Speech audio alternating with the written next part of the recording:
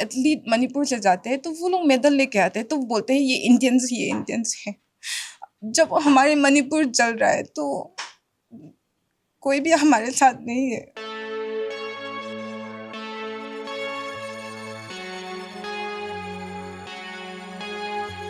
तो हम आपको मणिपुर की हालात दिखाने की कोशिश कर रहे हैं, जो भी चीजें हम समझ रहे हैं वो आपको बता रहे हैं। अब हम जा रहे हैं रिलीफ कैंप्स की तरफ।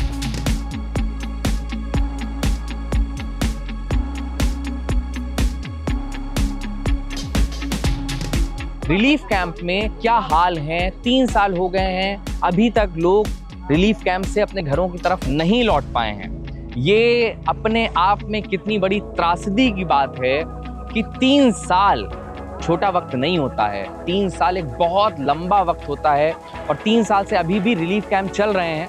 तो जो ये रिलीफ कैंप हैं ये दरअसल एक धब्बा है, आप मान लीजिए।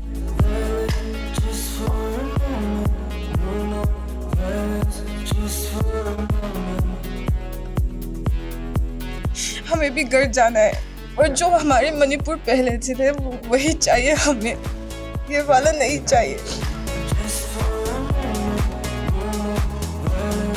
हमारा एडमिनिस्ट्रेशन अभी तक इस कॉन्फ्लिक्ट को नहीं रोक पाया है और आज की तारीख में रिलीफ कैंप किस हिसाब से चल रहे हैं, वहाँ पर क्या क्राइसिस हुई है, कैसे मैनेज किया जा रहा है। मुझे सुनने में मिला है कि कुछ रिलीफ कैंप्स बंद भी हो रहे हैं। तो हम चल के ग्राउंड जीरो से समझने की कोशिश करेंगे कि वहाँ के क्या हालात हैं।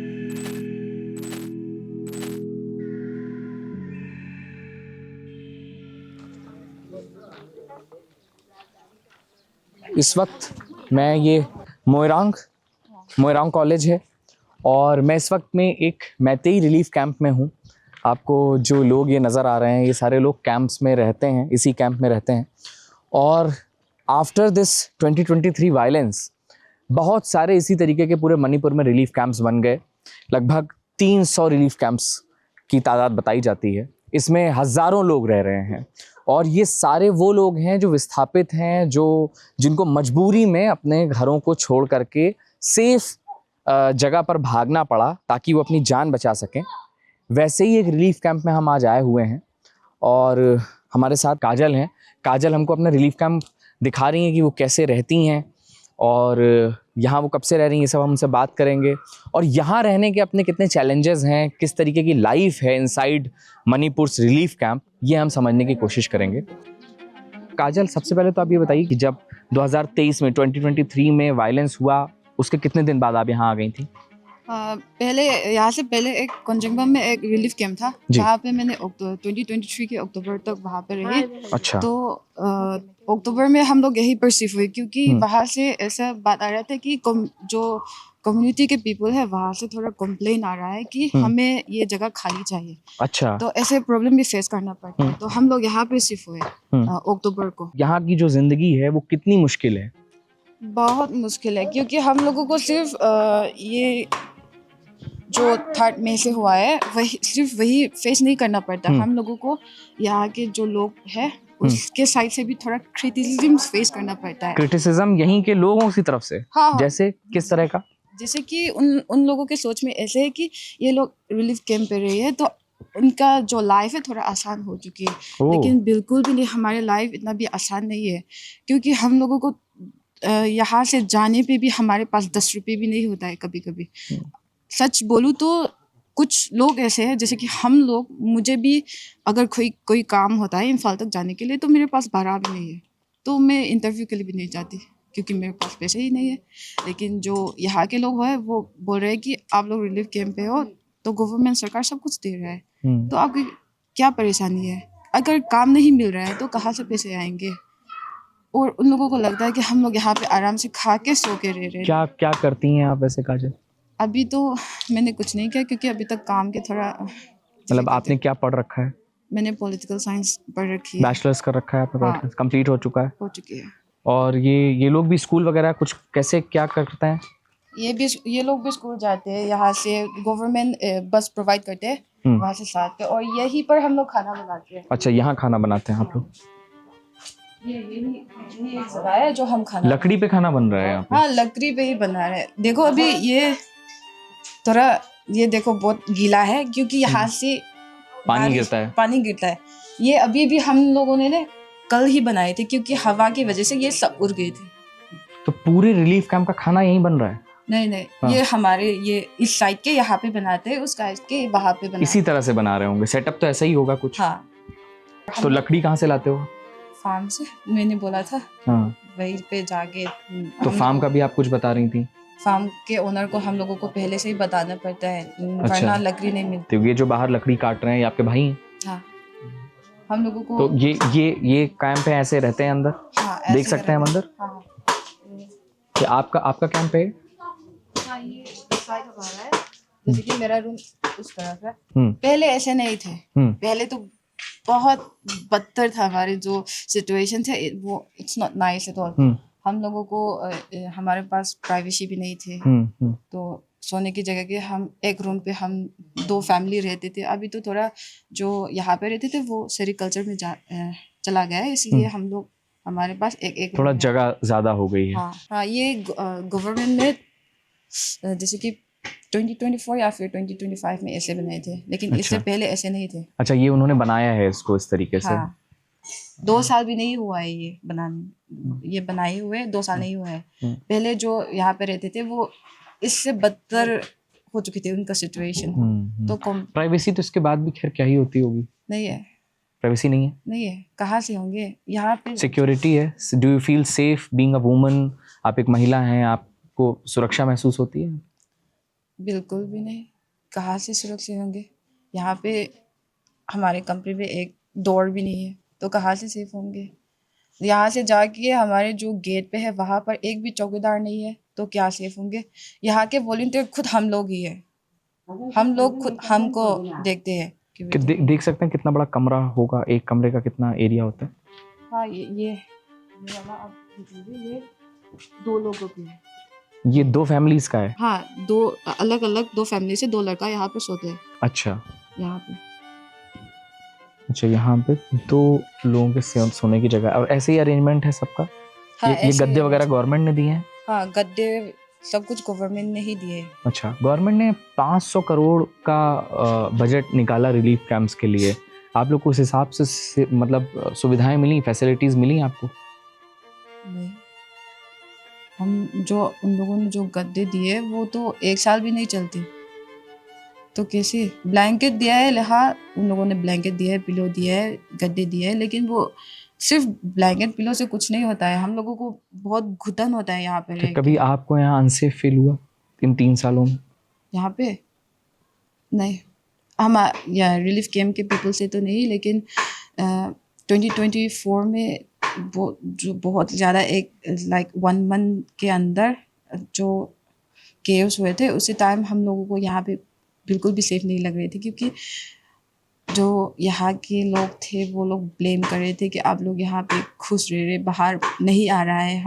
हमारे साथ जो मोइरांग लमखाई में जो हमारे इमाम मेरा पाइपिस वहाँ पे सोते हैं, तो आप लोग क्यों नहीं आ रहे। लेकिन उसी टाइम पे हमारे पास हमारे राइट्स नहीं थे, क्योंकि हम लोग अपनी like we can't do by ourselves, we can't go there and sleep there, we have to take permission. और हम लोगों को वहाँ यहाँ से बाहर जाने की परमिशन भी नहीं मिल रही थी।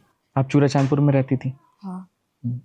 तो जब आप वहाँ से यहाँ आई, वापस आ गई, आप लोग को यहाँ आना पड़ा, तो क्या आप कुछ सामान अपने साथ ला पाए? आप क्या लाई थी अपने साथ में, क्या चीज़ें ला पाई?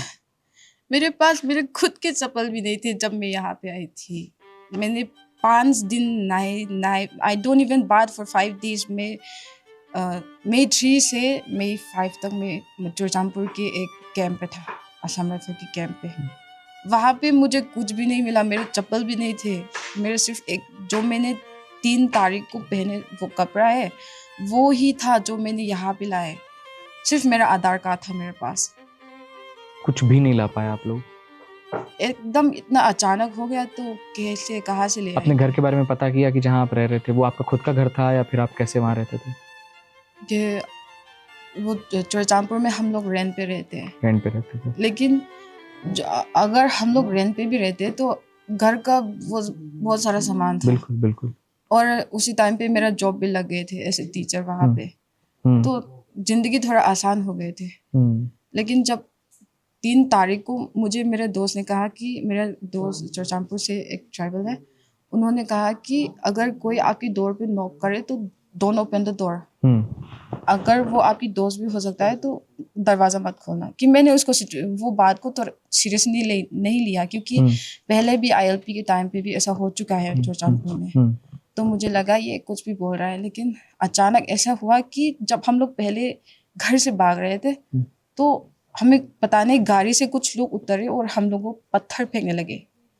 इस तरह का माहौल था उस दिन? हाँ, अगर जब मम्मी ने बाहर पे जाके थोड़ा पानी फेंका तो मम्मी को भी उन लोगों ने बहुत सारा बैड कमेंट्स दिए थे उस डेट 3 तो जो 3 तारीख को हम लोगों ने सीरियसली नहीं लिए थे। लेकिन उसी टाइम ऐसा लगा कि गवर्नमेंट सब कुछ देख लेंगे, क्योंकि पहले भी गवर्नमेंट ने सेफ्टी आपको लग रहा था कि मिलेगी, ऐसा नहीं होगा कि आपको यहाँ से जाना पड़ेगा। फिर कब वो मोमेंट कब आया जब आपको लगा कि नहीं अब तो यहाँ पर सेफ ही नहीं है, अब तो निकल जाना चाहिए यहाँ से? 3 तारीख के 7 बजे जब हम लोग उसी टाइम हम लोग अपनी मामा के घर के रूफटॉप पे था, तो वहाँ से मैंने देखा तो कुछ लोग गाड़ी से वो लकड़ी पत्थर कुछ निकाल रहे थे। तो मेरे मामा को कॉल आया कि आप लोग जो हमारी कम्युनिटी हमारी विलेज है उनके सेंटर पे आ जाओ, क्योंकि लगता है कि सिचुएशन ऐसा आसान नहीं होने वाला है। तो हम लोग वहीं से कॉल उठाने के बाद हम लोग खाना भी नहीं खाए उस दिन। हम लोगों ने खाना परोस दिए थे, लेकिन खाने का टाइम भी नहीं था उस टाइम। तो उन लोगों ने बुलाया तो उसी टाइम हम लोग भागे, तो हमारे ही पीछे एक घर उन लोगों ने तोड़ फोड़ करनी शुरू कर दी। उसी टाइम हम लोगों ने लगा कि ये यहाँ पे तो सेफ नहीं है। और 10 या 8 बजे हम लोगों ने कॉल भी किए थे पुलिस को और कुछ लोगों को कि हम लोगों को सेफ्टी चाहिए। लेकिन इवन चीफ मिनिस्टर बीरेन बोलने लगे कि आप लोगों को सुबह तक इंतज़ार करने पड़ेंगे। उसी टाइम लगे कि हम लोग तो जिंदा ही नहीं बचेंगे, क्योंकि वो लोग फायरिंग कर रहे थे, हैंड ग्रेनेड फेंक रहे थे हमारे साइड पे। हम लोगों को छुप छुप के गली गली पे जाने पड़ी उसी टाइम। काजल, आप एक being a Manipuri young girl, आप जब अपने स्टेट को इस तरीके से 3 सालों से देख रही हैं, इस हालत में देख रही हैं जहाँ वायलेंस हो रहा है, आप लोग रिलीफ कैंप में रहने को मजबूर हैं, खाने तक की इशू हो रहा है आपको, आप मतलब ये कितना तकलीफ देता है आपको इस तरह से अपने स्टेट को देखना और जिस पर कोई ध्यान भी नहीं दे रहा है खास? बहुत सारा तकलीफ तो हो रहा है, जैसे कि हम लोगों को खुद की भी डाउट होता है कि हम लोग इंडियन है या फिर नहीं है। क्योंकि देखो, अगर एक यहाँ से मणिपुर एक एथलीट मणिपुर से जाते हैं तो वो लोग मेडल लेके आते हैं, तो बोलते हैं ये इंडियंस है। जब हमारे मणिपुर जल रहा है तो कोई भी हमारे साथ नहीं है। लगता है कि being a part of Indians, we doesn't really feel like Indians. They are not claiming us Indians when we are like claim us Indians even without medal, right? इतने साल हो गए, 3 साल हो गए, मणिपुर जल रहा है, कुछ तो करने पड़ेंगे। बहुत सारे बच्चे की फ्यूचर बर्बाद हो रही है यहाँ से। और जो हम लोग यूथ है वो बोल रहा है कि सब लोग बोलते हैं कि youth is the pillar of the country. अगर यूथ ही सेव नहीं है तो कैसे होंगे? एक और हम लोगों को लगा कि हाँ, इस टाइम पे तो चीफ मिनिस्टर आ गया है तो थोड़ी तो सिचुएशन कंट्रोल में रहेंगे, लेकिन नहीं, सिचुएशन और वर्स हो गया है। हम लोगों को अपनी राइट के लिए बाहर जाके आवाज़ भी करना तो ये it's like a crime this days. बहुत लोग मर चुके हैं मणिपुर में, लेकिन फिर भी हमारे जो मणिपुर का सिचुएशन है, बहुत सारे माए लोग अपने बच्चे को खो चुके हैं। मुझे भी डर लगता है कि एक दिन कभी मेरे भाई वहाँ पे जाके मैं उनको दूसरी बार ना देख सकूं। Like I am scared of losing my brother. और ये लोग कोई भी नहीं समझ रहे हैं। मैंने देखा है कि मणिपुर के बारे में सब लोग कमेंट कर रहे हैं, अपनी ओपिनियन दिखा रहे हैं। ओपिनियन दिखाने से कुछ नहीं होता है, कुछ तो करना पड़ेगा ना। बोलने से नहीं होता है, एक्शन तो लेने पड़ेंगे। बिना एक्शन के क्या होगी यहाँ पे? क्या लगता है आपको जब आप देखते हो कि कोई एक्शन नहीं हो रहा है? ऐसा तो हमें बाकी नहीं देखने को मिलता कि 3 साल से कहीं पर लोगों को रिलीफ कैंप में ये किसी तरह का रिलीफ नहीं है। नहीं। ये कैसा रिलीफ है? ऐसा रिलीफ किसी को नहीं चाहिए। तो फिर भी अगर 3 साल तक आपका कोई सल्यूशन नहीं निकल रहा है, आगे भी नहीं निकलता हुआ दिख रहा है, वजह क्या लगती है आपको?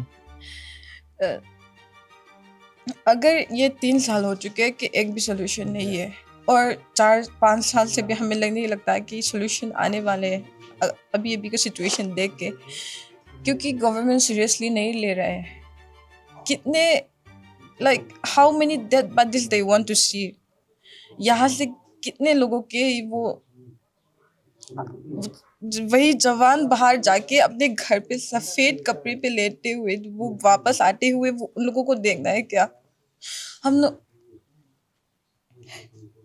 नहीं लगते कि हम लोग यहाँ से निकल पाएंगे। हमें भी घर जाना है। कुछ लोग तो अपने घर बना चुके हैं, लेकिन हमें भी घर जाना है। यहाँ पे रह के हमें कुछ नहीं मिलता है। मुझे कुछ नहीं चाहिए गवर्नमेंट से, सिर्फ घर चाहिए। और जो हमारे मणिपुर पहले से थे वही चाहिए हमें, ये वाला नहीं चाहिए।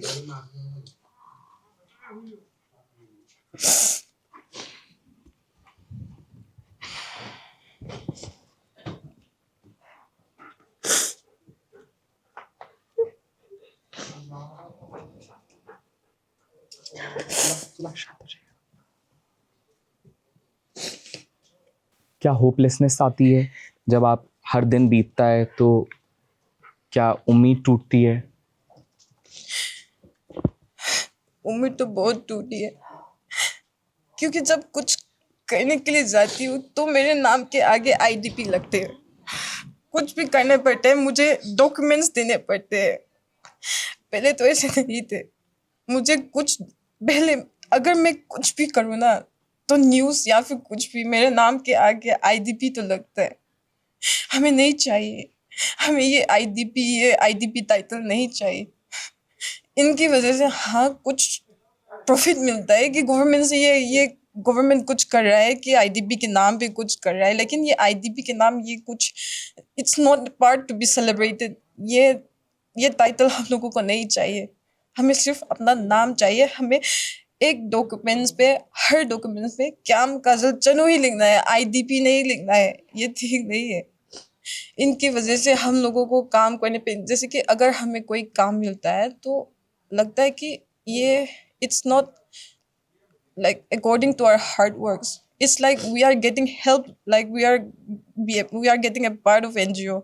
हमें ये नहीं चाहिए. And you do not need that. No, I don't need that. I don't want. I went to Delhi last time. I did a job there, and they kept even if it as a joke, they told me you're getting job because you are getting help from the NGO. No, I did that interview by my own will.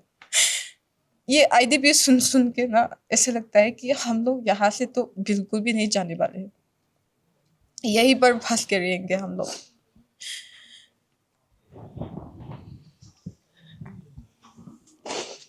कितनी सारी बातें, कितनी layers में काजल बता रही हैं कि उनको इंटरनली डिस्प्लेस्ड जो ये बोला जा रहा है, ये जो एक खैरात के तौर पर दिया जा रहा है, ये उनको नहीं चाहिए। वो बोल रही हैं कि मैं तो बिना इसके भी अपनी तरफ से, अपने टैलेंट के दम पे, अपने हार्डवर्क के दम पे चीज़ें अचीव कर सकती हूँ।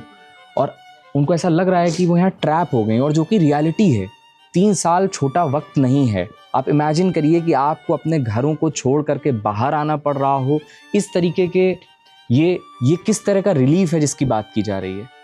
ये इन कमरों के अंदर रहना, ये 7 फीट के ये प्लास्टिक के अंदर रहना, ये कौन डिज़र्व करता है? ये किस देश का नागरिक डिजर्व करता है? ये कौन सी डिग्निटी है जो हमको दी जा रही है? अगर ये सारे सवाल यहाँ के मुख्यमंत्री को नहीं नज़र आ रहे हैं, ये सारे सवाल यहाँ के जो जिम्मेदार लोग हैं उनको नज़र नहीं आ रहे हैं, सरकारों को नहीं नज़र आ रहे हैं, तो फिर क्या नज़र आएगा? मुझे तो नहीं पता।